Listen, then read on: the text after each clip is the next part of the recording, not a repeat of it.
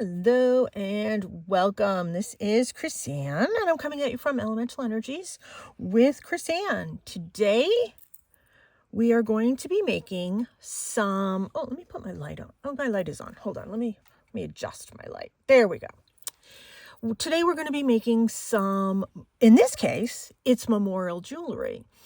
But you can make these and use these in your journals. You can use these as like little dangles in your journals, or you can use this as jewelry. I make a lot of memorial pieces, memorial jewelry.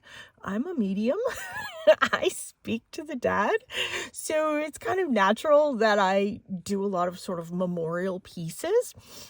I've been making memorial jewelry and artwork for over 35 years. This case, this is some pressed flowers from a friend of mine's family, and I was given free rein to make whatever. So we are making some simple pendants. Now, this is for some children of the family that lost their dad.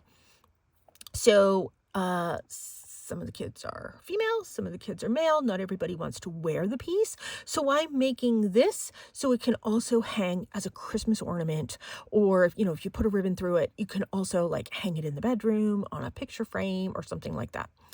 So this is something that can be hung. I am putting a bail on it. You do not have to. I'm just showing you the basic techniques. Now, when it comes to when I actually go to make this on air with you guys, I am going to be wearing my protective gear. I know my space looks like a mess. So I'm going to walk you through the supplies right now. So we have flowers. I asked the family to get some flowers from the funeral, from the gravesite, and press them. So that's what they did. I have some bales. These are bigger than the bales. So what I did is I just trimmed it down so it will fit in the bale. You can't really tell too much that it's been trimmed down, so don't like freak out over that. So that's a bezel cup. Sorry. I have these bezel cups that I'm putting the pressed flowers in. I have different types of bales. This was a kit, like everything came together. So these are nice wide ones so ribbon can go through them, and it did come with the jump rings. So I attached that myself. Let me put these over here. I am using tweezers for the flowers. I am using silicone-ended tools to work with my UV resin. Of course, I have flowers. I have scissors to trim things down. I have a lighter because we have to pop the bubbles. I'm not sure you're going to be able to hear me talking when I put my protective gear on. So when I first pour the UV resin, there's bubbles in it, and you have to get those bubbles out with the flame from the lighter. So that's what that is. So for tools, we have tweezers, silicone-ended tools, we have scissors, we have lighter. Later on, for attaching the jewelry findings, we have some round tip pliers. Of course, we have our flowers. Now, for my protective gear, I have gloves. I don't know that I actually need to wear gloves for this particular project. I have my fragrance-free, alcohol-free baby wipes. These are what I use to wipe my hands because I'm allergic to alcohol. So I'm allergic to parabens. I'm allergic to scents. So this is the only company that I find that I'm not allergic to, and I get these at the Dollar Tree. So I have that here. Okay, the other things I have, my protective gear is one of these, I don't know what you call it, like a respirator thing. So that's what I wear. Of course, I have protective glasses, which are just, my sort of cheaters. And then for my UV curing, I have this by Let's Resin. it has 3 different settings. Let me turn it off so you can see it. So I have one that's a top and a bottom that is setting the resin from the top and the bottom at the exact same time. And then this one has a like a stand on the inside. So these are the UV lights. So you do not need one that has lights on the top and the bottom, but I do a lot of sort of multi-dimensional pieces like skulls and things like that that need things cooked both sides. I got this on Amazon. I got the bezel cups on Amazon. I got the jewelry findings on Amazon. I got the UV resin. You can get that on Amazon. Some of these tools I got on Temu, in all honesty. This, I got at the Dollar Tree. So those are my tools. Oh, and I work on a silicone mat. Super important because the resin can be hardened and then just peeled right off of this mat. So this is what we're going to go ahead and we're going to make. So I'm going to go ahead and I am going to put on my protective gear. Oh, and I also have a piece of paper to put this on once it's done being made so I can slide it safely into my UV light. When I do my lighter, I do it on this. Then when that's done, I pick it up and put it on this. So when I'm popping the bubbles that's in the UV resin, I don't want to pop it while it's on this because I don't want to set this on fire. Okay? Okay. So I'm going to go ahead and I'm going to put on my protective gear. I don't know if you're going to hear me talking or not, or if I'm just... Oh, yeah. I think you can hear me talk. Yeah.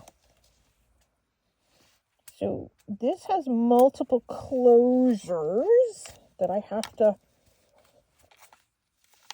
put. Oops. My earbuds came out. Okay. Hope you can hear me now. All right, here we go. So I start with a layer of UV resin. And this is rather thick. I use the odorless because of my allergies, but trust me, that doesn't mean anything. And then I take this silicone tool and I just spread this out. I don't know if I sound like Darth Vader. I feel like Darth Vader.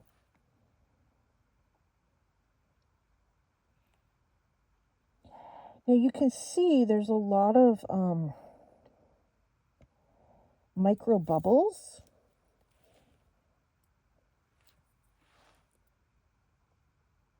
I want to pop those. And the only way to do that is with the lighter.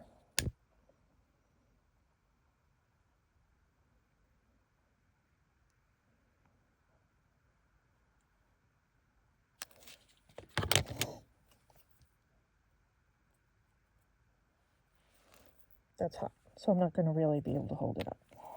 Okay. Let's put in, well, actually, let's grab this flower, and I'm going to show you how I cut it.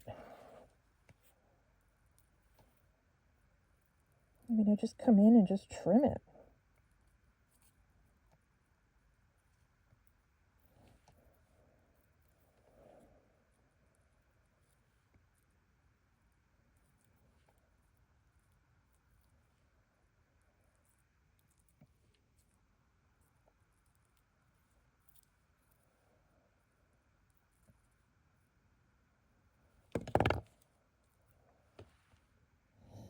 Let me test it. Another one. Yep, that's going to work.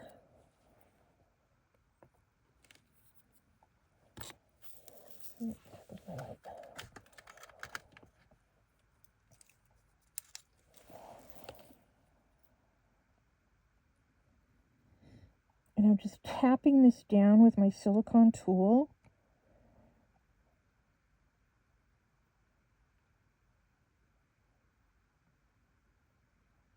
Making sure I get all those petals attached to the resin in the bottom. There, I'm happy with that.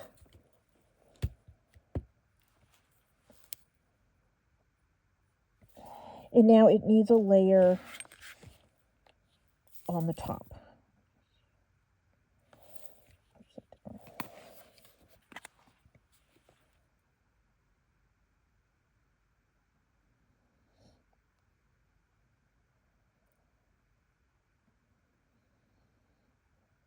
I'm pretty generous with the resin.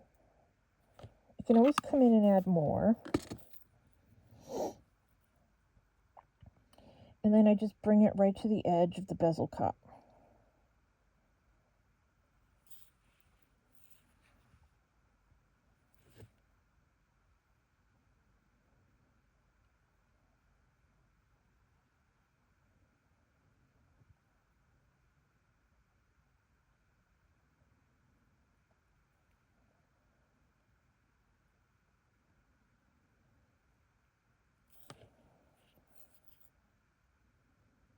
And add a tinge more.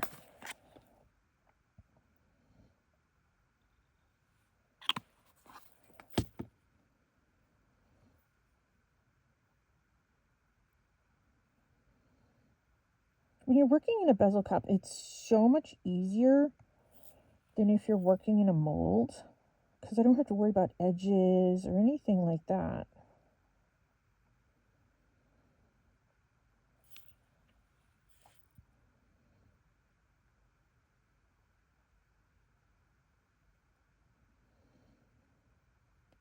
I'm just filling everything in. There.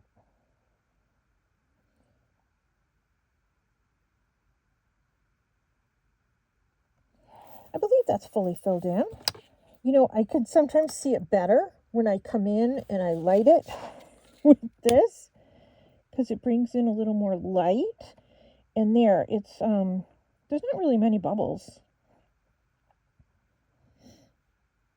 to pop. Let me see. Oh, there we go. The heat brings the bubbles to the surface. So sometimes there's some, yes, you can see I'm burning this on my silicone mat. I'm not too worried about that.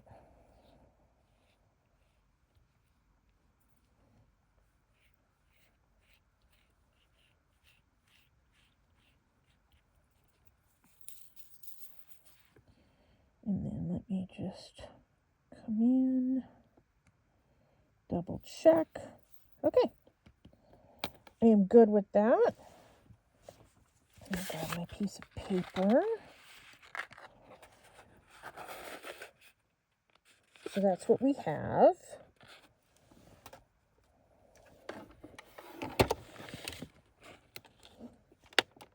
So this is 3 settings. I'm putting it on the highest setting, and I'm just sliding it right in. I know you can't see it at this angle, but I have to leave it perfectly flat in order for it to fully cure and fully dry. Once it's dried and cured, there's no more smell to it. And if I want to get the UV resin off my tool,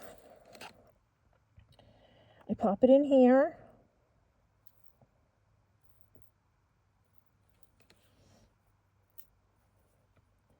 And it hardens it so I can peel it right off. I know the light is so funky right here. And this just takes a few minutes. So we're doing this in real time. So you can see in real time, this is how long it takes. There's not a lot of resin in this piece, so it's fairly quick. And how I check it is I tap it with my fingernail. Yep, that's pretty good. I'm just going to give it a couple seconds beyond that. It is cured, but I want to make sure it's fully cured down through.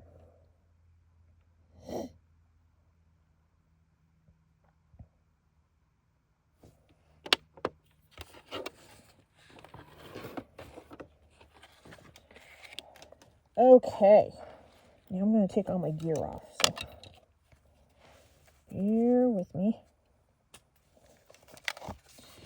Woo! Ah. Okay, now let's do the bezel on this. So I have one tool. I'm going to grab my other. I have this double-ended funky tool. Oh, that affects my sinuses to wear that mask. So I just want to open the jump ring to the side like that. I want to grab one of my bales. Go like this. Yep, this has a really nice feel to it. Can you see that?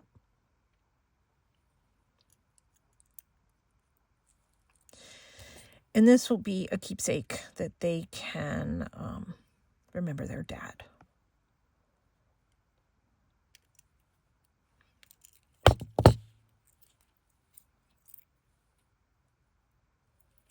There.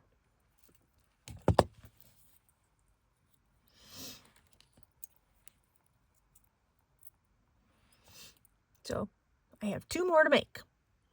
But I hope this has been informative, so you can wear this as, obviously, memorial jewelry, or you can use this in your journal and have it as a little dangle on a bulb pin. Let me grab one of those and show you. So if you didn't want to put it on a bale, you could just put it on a bulb pin. And you can put this in your journal. You can hang it off a piece of lace. You can just add it to your journal through an eyelet or some other way that you want to hang it. So I hope this has been fun and exciting. It's something a little bit different than what I normally make, but I love to make jewelry. Sorry that it's a memorial jewelry, but it's nice to have a keepsake. You can add other things into this, like glitter and that type of stuff. I am making these. There's a couple of boys in the family, so I don't want to get it too jazzed up, and it's memorial jewelry, so I want to keep it not too flashy. But if I was putting this in my journal, would I flashy it up with a little bit of glitter? Yes, I would. In all honesty, I would probably add some rhinestones and all that fun stuff to it. Thank you so much for tuning in. I hope this gives you some ideas on some things that you can make. You don't have to use this type of UV, but I do recommend looking for something that says odorless. It's not fully odorless, in all honesty. It's more odorless than the other stuff. The other stuff was just killer. But this isn't too bad. So I hope that helps. Thank you so much for tuning in. Take care and be free.